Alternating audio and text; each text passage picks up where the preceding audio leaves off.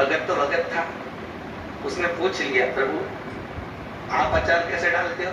भगवान बोले देख, अचार को हमेशा कांच की बरनी में, चीनी की बरनी में रखा जाता है। तांबा पीतल स्टील में अचार रखो तो सड़ जाता है। अचार को रखने के लिए बरनी कांच की होना चाहिए, चीनी की होना चाहिए। तो भगवान कहते हैं जितने भी भगत शिव महापुराण की कथा श्रवण करने के बाद में, भगवत तत्व को धारण करने के बाद में, कथा श्रवण करने के बाद में, जब अपनी जिंदगी जीने के बाद जब उनके प्राण छूटते हैं, भगवान कहते हैं उन भक्तों को मैं अपने हृदय रूपी बरनी में संजो कर रख लेता हूं, अपने हृदय। इसीलिए शायद भगवान के ये शब्द कई फिल्मकारों ने सुन लिया तो उन्होंने गीत में लिख दिया, अगर दिल हमारा शीशे के बदले पत्थर का होता, न टूटता न फूटता।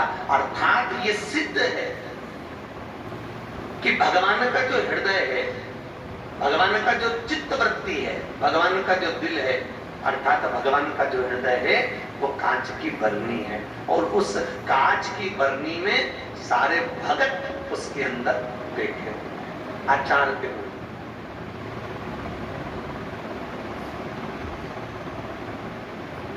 प्रभु हमारे यहाँ तो अचार खाते हैं, अब भगत देखो कितनी जोरदार बात कह रहा हूं, हमारे यहाँ तो अचार खाते हैं। अब तुम इतना सारा अचार डाल के रखते हो, तुम क्या करते हो? भगवान बोलने लगे हम भी अचार का प्रयोग करते हैं। अचार हर किसी के आगे नहीं परोसा जाता। भगवान कहते हैं जब कोई जमाई आए, अच्छा रिश्तेदार आए, तब अचार। तुम्हारे यहाँ शादी होती है, तुम्हारे यहाँ फंक्शन होता है, तो तुम कोई अचार परसती हो क्या? अग्नि में इतना सा तो अचार कितने लोगों को परसोगी? तो सारा सामान खिलाओगी पर अचार उसी को दोगी जो अपना किस नहीं है। जो 4-5 लोग आए, VIP लोग आए, तो अचार घर का उसी को परोसा जाता है। भगवान कहते हैं हमारी अचार की बरनी में अचार रखा है पर हर किसी को नहीं परोसा जाता।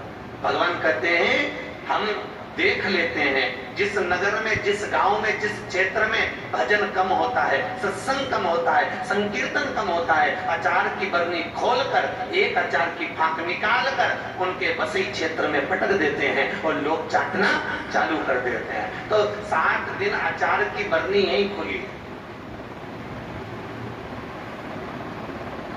तो प्रभु अचार तो हमारे यहाँ लोग बड़े भाव से खाते हैं। किसी को मसाला पसंद आता है अचार का, किसी को तेल पसंद आता है अचार का। तुम्हारे मुंह में पानी आ जा रहा है।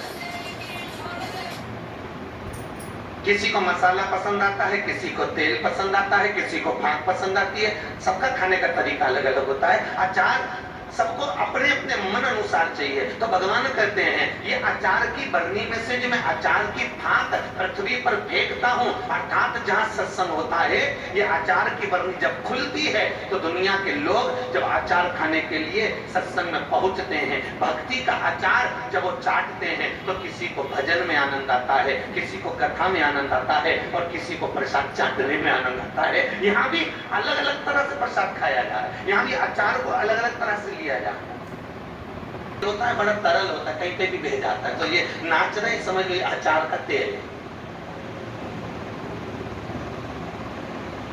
पर अचार का वो तेल सबसे ज्यादा काम में आता है। बोलो सही है कि गलत है? अचार का तेल सबसे ज्यादा काम का है जो अचार को सड़ने नहीं देता। अब जो भजन में नाच रहे हैं ये पक्का है, अपने घुटने को, कमर को कभी सड़ने नहीं देता। ये पक्का। अचार का तेल बड़ा काम था। भले दुनिया के लोग इनको कुछ भी के बताओ, भजन हुआ चल रही नाच रहे, भजन हुआ उठ रही नाच रहे। भले दुनिया के लोग, मीराबाई से लोगों ने कहा क्यों नहीं मीरा एक जगह बैठ के भजन क्यों नहीं करती? जरा जरा सी बात में बस भजन चालू हुआ और नाचने बैठ गई। मीराबाई बोले राणा तू नहीं जान सकता, तो क्या जाना है मुझको? अरे तो जरा जरा सी बात में तू नाचने बैठ जाती है, जरा जरा सी बात में तू घूमने बैठ जाती है। अरे बैठ के भी तो भजन होता है। मीराबाई बोली रे राणा, अचार के डब्बे में अर्थात चीनी के डब्बे में, चाय की पत्ती के डब्बे में, नमक के डब्बे में एक छोटी सी चम्मच होती है। वो चम्मच नीची दबी होती है। उस चम्मच को निकालना है तो डब्बे को थोड़ा सा उछालो, चम्मच निकल कर बाहर आ जाती है। मैं भजन में नाचती इसलिए हूं कि भगवान इसी जीवात्मा के अंदर छुपा हुआ है। थोड़ी देर नाच लो, निकल कर बाहर आ जाता है। उसको पाने का तरीका है, उसकी प्राप्ति का केंद्र बिंदु है।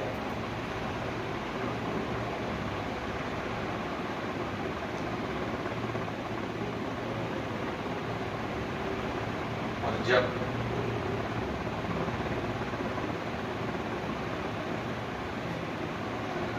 भगवान को पाने का तरीका मिल गया, भगवान कहते हैं जब भक्ति प्राप्त हो जाए, भक्ति के मिलने पर भगवान कहते हैं मैं भाव से उनके पीछे रम जाता।